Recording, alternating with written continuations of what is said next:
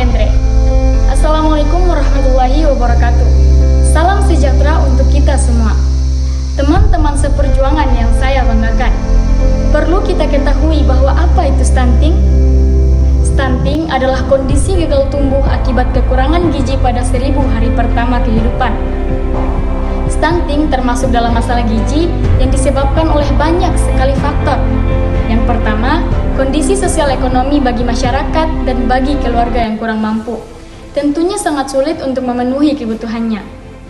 Yang kedua, gizi ibu saat hamil. Yang ketiga, masalah kesehatan pada bayi dan juga kurangnya asupan gizi pada seorang bayi. Selain disebabkan oleh masalah pangan, juga diperberat oleh adanya infeksi penyakit, baik menular maupun yang tidak menular. Kemudian sanitasi yang buruk, ketersediaan air minum yang layak, serta pola asuh keluarga.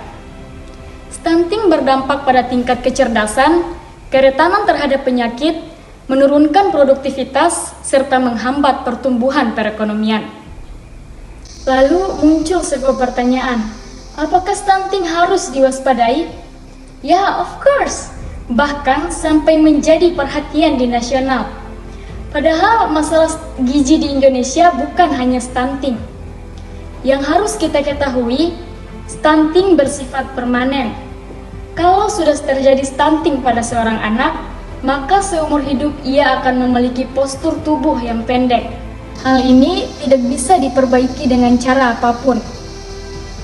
Masalah stunting adalah masalah yang serius karena dapat mengganggu pembangunan negara. Stunting merupakan ancaman terbesar bagi kualitas bangsa di Indonesia dan juga ancaman terhadap kemampuan daya saing bangsa. Adapun kasus stunting di Indonesia berdasarkan data pemantauan kasus gizi pada tahun 2021. Angka stunting secara nasional mengalami penurunan sebesar 1,6% per tahun, dari 27,7% pada tahun 2019 menjadi 24,4% pada tahun 2021. Masalah stunting memiliki prevalensi yang tinggi dibandingkan dengan masalah gizi lainnya. Tapi prevalensi di Indonesia lebih baik dibandingkan dengan prevalensi di Myanmar, yaitu mencapai angka 35%. Dari kejadian tersebut, apa peran kita sebagai anak muda Indonesia yang merupakan wadah dari wanita-wanita yang akan menjadi seorang ibu atau yang sudah menjadi ibu? Kita harus bekerja sama dengan Dinas Kesehatan melalui puskesmas atau posyandu yang ada di sekitar kita. Remaja harus menikah minimal usia 21 sampai 25 tahun, 21 untuk perempuan dan 25 untuk laki-laki. Kenapa? Karena dalam usia seperti ini, kondisi fisik dan organ reproduksi tubuh sudah bisa dikatakan sehat dan matang untuk dibuahi. Harus siap dalam mengasuh anak dan menjalankan peran orang tua yang baik. Remaja harus mengkonsumsi makanan gizi seimbang, agar nanti anak yang dilahirkan dapat tumbuh menjadi anak yang ceria, cerdas, dan sehat. Demi mencapai Indonesia yang sehat, mencetak generasi bangsa yang produktif dan ceria, upaya pencegahan stunting harus digalakkan oleh pihak manapun, bukan hanya remaja saja. Ada juga beberapa upaya pencegahan stunting, antara lain yang pertama, melakukan penyuluhan dan pelayanan keluarga berencana atau KB. Yang kedua, balita, yaitu melakukan pemantauan pertumbuhan balita.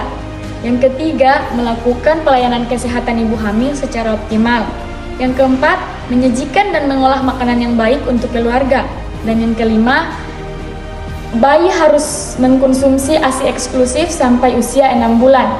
Yang ketujuh, ibu hamil harus mengkonsumsi tablet tambah darah. Upaya pencegahan terjadinya stunting harus dilakukan pada 1000 hari pertama kehidupan, yaitu dimulai sejak ibu hamil sampai dengan anak berusia 2 tahun. Yakni ini periode yang sangat penting untuk pertumbuhan dan perkembangan balita. Memerangi stunting sama artinya dengan membantu membangun Indonesia. Pasalnya, stunting tidak hanya mengganggu pertumbuhan anak, tetapi juga mengganggu perkembangan otak anak. Mungkin itu saja yang dapat saya sampaikan, kurang lebih saya mohon maaf. Bersama keluarga kita jaga 1000 hari pertama kehidupan. membangun gizi menuju Indonesia yang sehat dan berprestasi. Saya Triarta Tem Ali dari BKTBN Maluku Utara dari Gendra Tidore Kepulauan, khususnya di SMA Negeri 2 Tidore Kepulauan, berpartisipasi dalam lomba seni bicara cegah stunting.